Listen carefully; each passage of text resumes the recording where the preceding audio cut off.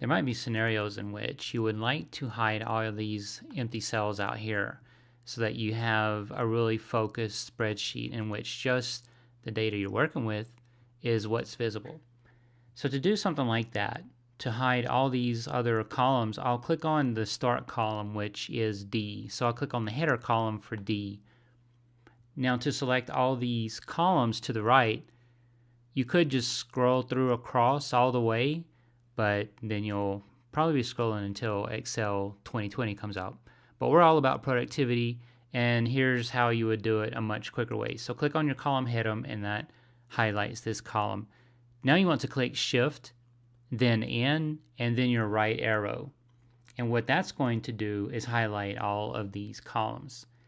Now you want to right click on a header and select Hide. You can also do this if you click on your Home tab and then under Cells, click Format, go to Hide and Unhide, and Hide Columns. And there you go, they are gone. Now to do it for the rows, so I want to start here and hide all these down here. It's very similar. So you'll click Shift, End, but this time you'll click the down arrow, and that's going to do this. Now instead of clicking or right clicking on a column header, you actually want to click on row headers, and then I can just click Hide, and they're gone. So now the question is, well, how do I get them back? So if I click on a column header, right click, and I say unhide, nothing happens. So what you need to do in this case is actually click and drag out to where the empty cells are, and now if you right click, you can do unhide and they come back. And you could have also done the same thing through the format, hide and unhide, and then unhide columns and unhide rows there as well.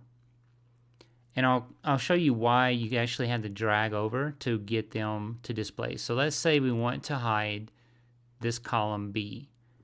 And this is easy enough because all we need to do is right click, hide.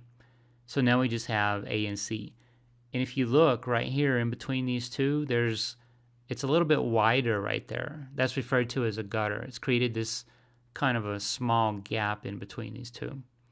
So if I want to bring that column back, I highlight each column on each side of where column B was, and I can click on either one of these and unhide, and column B comes back. So you notice I had to click on column A and column C, and that is similar to the scenario where we wanted to bring back all our other columns. We actually had to click C and drag out over onto one of those hidden columns.